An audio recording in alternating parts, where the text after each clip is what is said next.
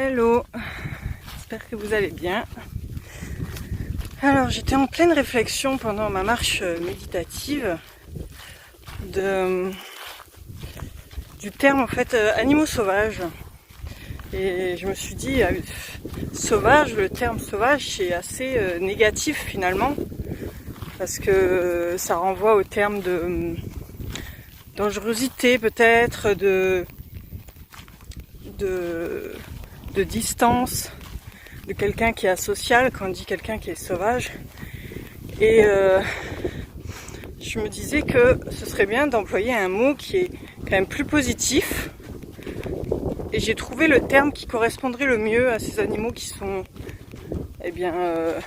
non domestiqués finalement, hein, et qui rôdent dans la nature comme ça. C'est les animaux libres. Voilà, comme ça fait un terme beaucoup plus positif, beaucoup plus avenant aussi, et qui suscite moins la peur, voilà. Et voilà, maintenant j'utiliserai plutôt ce terme quand je désignerai les animaux qui sont dans la nature. C'est animaux libres. Voilà, et je vous invite à faire de même si c'est pas déjà le cas.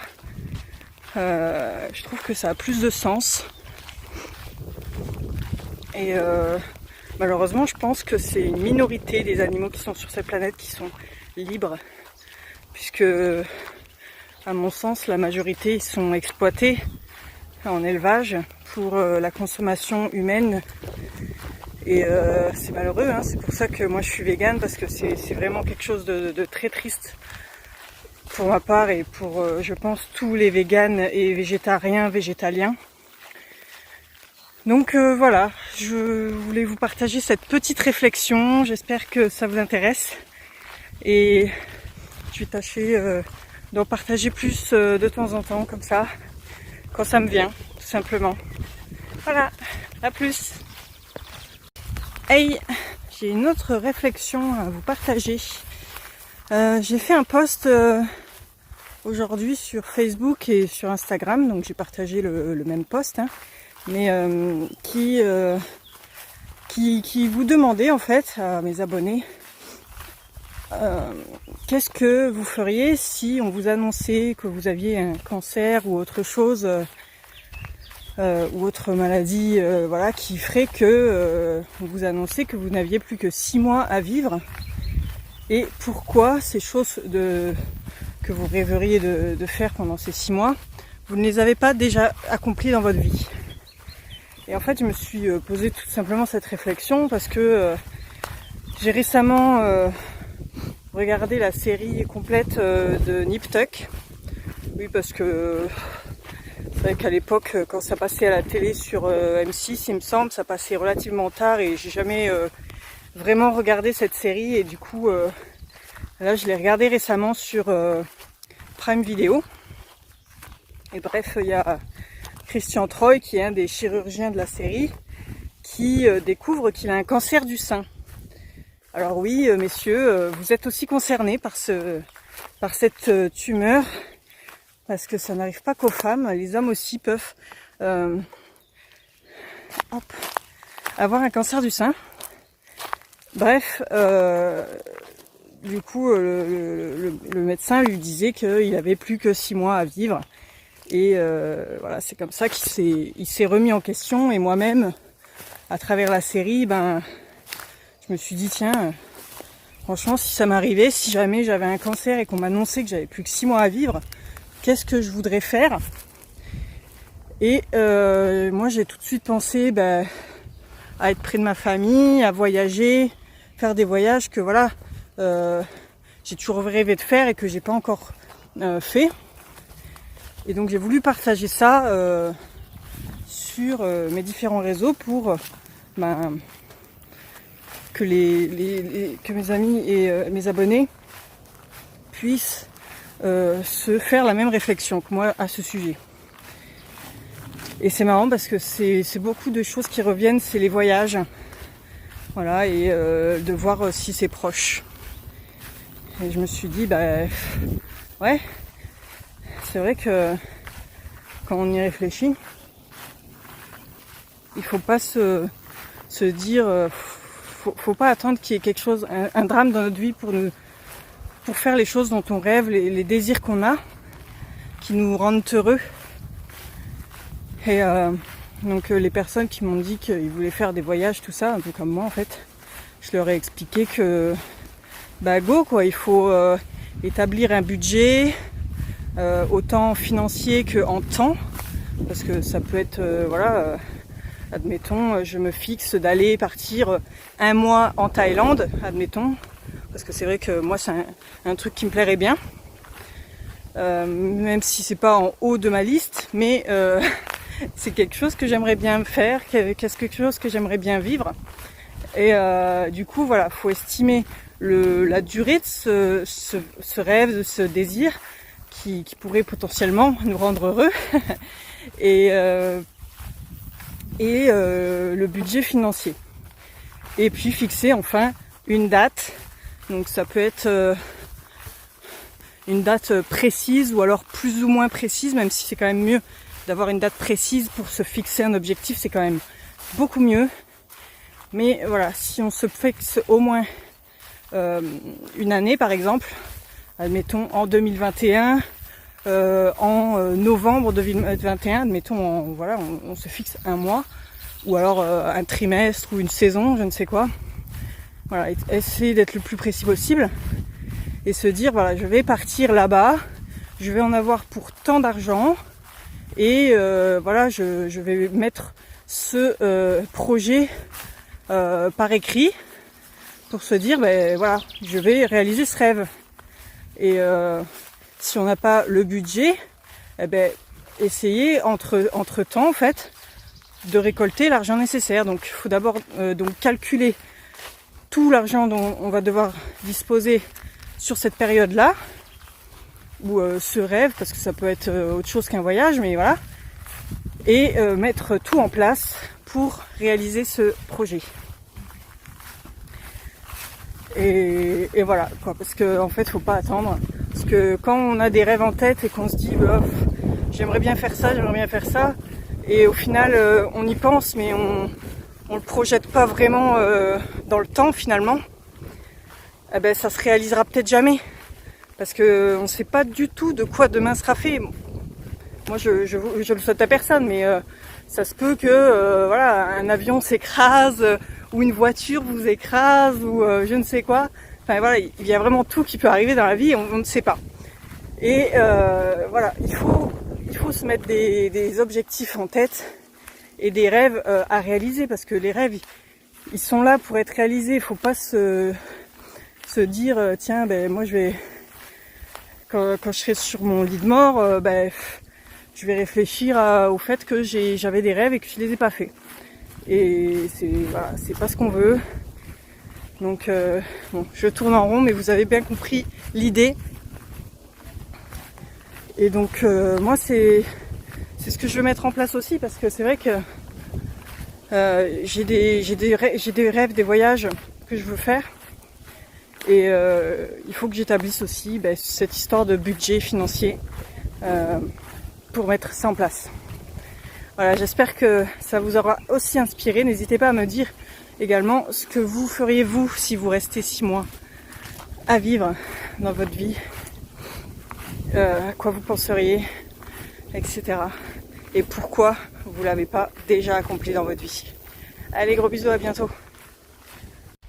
Bon allez, une dernière petite réflexion pour la route, même si j'ai encore du chemin à faire, parce que là j'ai juste fait 1 heure de marche, et aujourd'hui je me suis fixé pour objectif à peu près 2h30 ou 3h, ça dépendra. Je veux faire à peu près 15 km à pied. Et bien justement, il y a un de mes amis qui m'a dit il n'y a pas si longtemps que ça, après que je lui ai dit que j'avais fait 3 heures de marche ce jour-là, en fait, il m'a dit mais pourquoi tu fais 3 heures de marche? Et moi je lui ai dit parce que je peux, tout simplement. Et lui il m'a dit ouais, pas bête, c'est vrai. Et ça rejoint en fait la vidéo dont je parlais de gratitude justement. intitulé Test de gratitude, je crois. Vous pourrez retrouver le lien de la vidéo dans la description. Je mettrai le lien de la vidéo. Et ouais, c'est une des choses comme ça dont j'ai de la gratitude aujourd'hui. C'est de pouvoir marcher tout simplement, de pouvoir être libre de mon temps, de pouvoir profiter d'un environnement comme ça, voilà, avec la nature, le calme, un air vraiment relativement pur. Hein. Je suis pas dans une grande ville où il y a de la pollution, où il y a du monde. Ben voilà, ça peut convenir à certaines personnes. Et voilà, je critique pas ce mode de vie, hein, mais à moi ça me correspond pas. Moi je préfère quand même être dans un endroit calme, même si je suis sociable, hein, j'aime bien retrouver des amis, voilà, rencontrer des gens, etc. Mais c'est vrai que la majorité du temps, je préfère être seule. Ouais, je suis bien comme ça, à être au calme dans la nature. Et donc voilà, pour moi ça fait partie de mon quotidien. Même quand il fait pas beau, j'essaye de sortir quand même si c'est pas longtemps. Mais au moins voilà, profiter de l'air, faire un petit peu de sport. Parce que voilà, on est fait pour marcher, on est fait pour faire du sport. À l'époque de la préhistoire, même si j'aime pas trop évoquer cette partie de notre histoire, parce qu'on est dans une société moderne, il faut vivre avec son temps, etc. Et bon. Mais bref, à l'époque, on marchait pratiquement tous les jours pour ramasser des fruits, des baies, aller chasser, parce que c'est vrai que des fruits et des baies, il n'y en avait pas toute l'année, et c'est pour ça que d'ailleurs nos ancêtres très très lointains allaient tuer des animaux pour se nourrir et continuer à vivre, à survivre. À l'époque actuelle, on n'a plus besoin de ça, hein, voilà. D'ailleurs, maintenant, ils sont très rares les gens qui vont chasser juste pour se nourrir. La plupart, ils se placent dans le haut de la chaîne alimentaire alors qu'ils vont au supermarché acheter des barquettes de viande. D'ailleurs, il y en a une juste à côté là, je sais pas si on la verra, si, là. Quelqu'un qui a dû jeter ça là, qui a cru que c'était une déchetterie, la nature, voilà. Bref, on s'éloigne un petit peu, mais ouais. Tout ça pour dire que oui, on est fait pour faire du sport, se déplacer, être en mouvement continuellement et pas être tout le temps assis derrière un bureau ou sur un canapé ou étalé dans son lit ou je ne sais quoi. Enfin voilà, c'est important de bouger. Donc malheureusement il y a des gens qui, voilà, enfin malheureusement ou heureusement pour eux, parce que ça se peut qu'ils aiment leur travail, hein, mais il y a des gens qui travaillent dans des bureaux, donc ils sont assis la majeure partie de leur journée. Et dans ce cas, le mieux c'est, si vous pouvez, de temps en temps, au moins vous relevez un petit peu de votre siège, faire quelques petits mouvements de jambes, voilà, pour se décontracter un petit peu, pour pas être tout le temps assis en fait, trop longtemps. Et voilà, dès que vous avez fini les heures de travail, allez marcher quoi. Vous mangez à la pause du midi par exemple, et hop, après vous allez un petit peu manger si vous reste du temps après votre pause. Et le matin avant d'aller travailler par exemple aussi, vous pouvez aller marcher avant de partir au travail, ou alors vous garer un petit peu plus loin dans le parking par exemple, ou dans la rue, je ne sais où vous allez travailler, pour pouvoir marcher jusqu'à votre lieu de travail, marcher un petit peu plus, pour essayer d'être en mouvement le plus possible dans la journée, quoi. Faites vraiment au mieux avec vos moyens, votre emploi du temps, votre mode de vie. Mais voilà, c'est vraiment très important de bouger. Moi actuellement je ne travaille pas, donc je peux me permettre de faire des sorties assez longues comme ça. Mais voilà, même le week-end, si vous avez la possibilité, ou si vous ne travaillez pas le week-end, faites des randonnées par exemple. Si vous êtes débutant, faites des randonnées ne serait-ce que d'1 heure quoi. 1 heure c'est pas trop long, et vous faites une randonnée sur un terrain plat, voilà, pas forcément dans des montagnes où il y a un fort dénivelé, etc. Mais voilà, c'est important de bouger. Donc voilà, pas obligé de se tuer à la tâche, à la musculation avec des poids de 110 kg, etc. ou encore plus. Et l'important, c'est vraiment d'être en mouvement. Voilà, donc je vous laisse sur toutes ces petites réflexions que j'ai eues pendant cette première heure de marche. J'en aurai sûrement d'autres, mais je vais potentiellement pas les partager aujourd'hui dans cette vidéo. Donc je les garderai au coin de ma tête pour plus tard probablement. Et moi je vais continuer ma balade tranquillement et j'espère que ça vous incitera à bouger également. Si c'est pas déjà le cas dans votre vie quotidienne, faites-le. Et n'hésitez pas à me dire en commentaire qu'est-ce que vous faites vous comme sport. Que ce soit la plus petite activité qui soit, il n'y a pas de non-mouvement. Voilà, ça peut être monter les escaliers pour monter chez vous, ça peut être aller au travail à pied, voilà, vraiment, comme ça peut être faire des marathons ou des triathlons ou je ne sais quoi. Mais voilà, dites-moi un petit peu en commentaire vos activités à vous, ça me fait plaisir de voir vos petits commentaires. Et puis en plus ça permet de référencer un petit peu mieux ma chaîne YouTube, donc ça me soutient dans mon travail. Donc voilà, je vous remercie beaucoup. Pensez également au petit like et à partager si cette vidéo vous a plu, si ça peut intéresser d'autres personnes dans votre entourage. Également à vous abonner en activant également les notifications en cliquant sur la cloche. Et donc voilà, je vous souhaite une très bonne fin de journée et je vous dis à très bientôt dans une prochaine vidéo. Bye!